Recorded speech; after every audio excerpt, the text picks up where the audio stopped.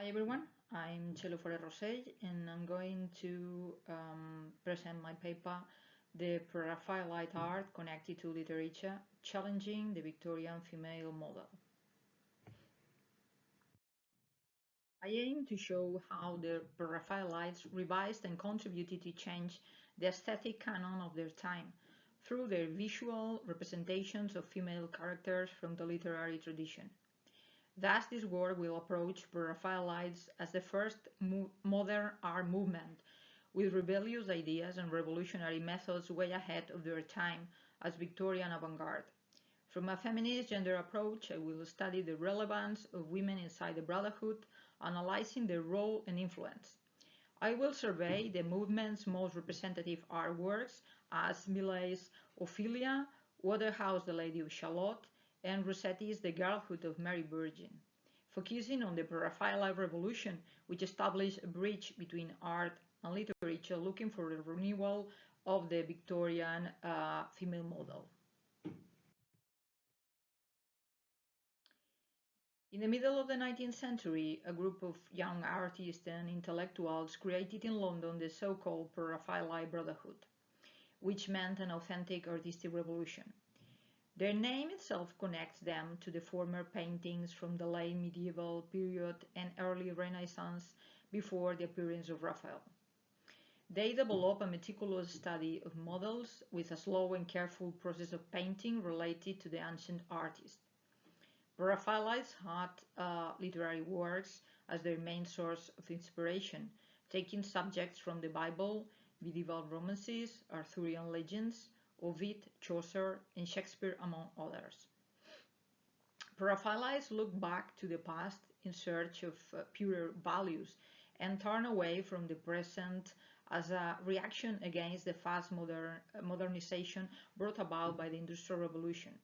Far from being isolated from the reality, Pre-Raphaelites were connected to the changes of the Victorian period, taking part in them, with the renovation of ideas with socialists and suffragettes. Pre-Raphaelite women defied the rigid Victorian behavior code, which didn't allow them to have a life on their own, express their opinions, and pursue their aims. Both men and women artists chose, developed, and showed a new female model which was not the conventional at the time.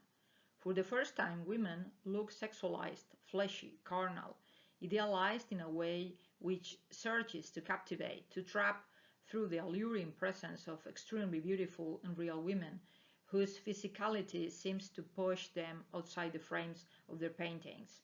Raphaelites represented women with a halo of mystery, empowering them and projecting a decadent image with independent women who take their own decisions.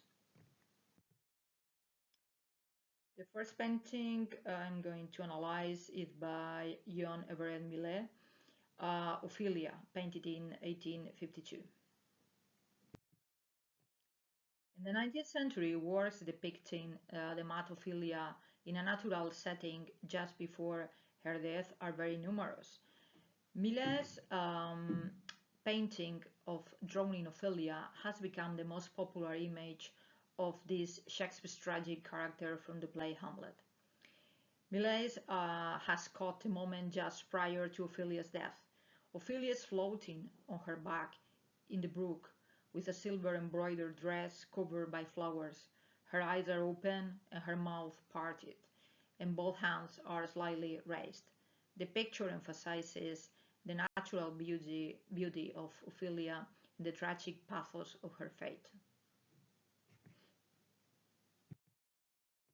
The second painting is by John William Waterhouse, The Lady of Shalott, painted in 1888.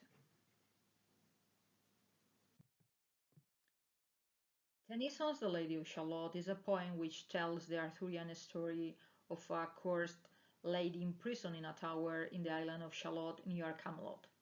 She is forbidden to glance out of her window, but when the lady breaks this law, she gets the mortal enchantment, and then she leaves the island on a boat to die. Tennyson's poem inspired many different versions of Pre-Raphaelite artists, but this by Waterhouse is the most popular. Waterhouse is the only one which shows the lady outside the tower still alive, peacefully waiting for her death while floating on a boat covered by a tapestry representing her legend, with a candle fading as a symbol of her own extinguishing life while going down the river surrounded by vegetation.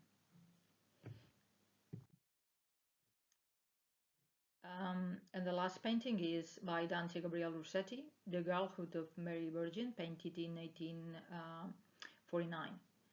This was the first painting exhibited as Pre-Raphaelite. Rossetti wrote 2 sonnets for this painting at the bottom of the frame, developing an intertextual relationship between both the visual and the literary languages. The theme of the education of the Virgin was common in medieval and Renaissance paintings, but Rossetti made an unusual variation as he shows Mary embroidering, not learning to read.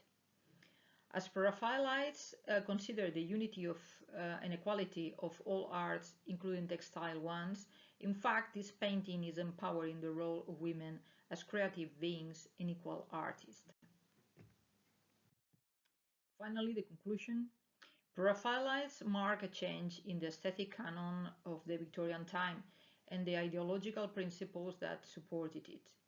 Thus, they began a new era of women's representations with the active participation of women inside the Brotherhood, although sometimes differing in their artistic approaches.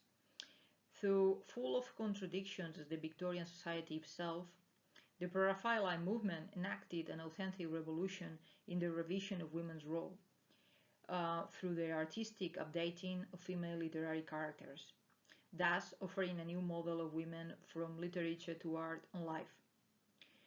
Pre-Raphaelites could be studied from a new perspective as chronicles of social changes through their own style of artistic vindication, reflecting the aesthetical renewal of women's role in Victorian society. So thanks very much for listening to me.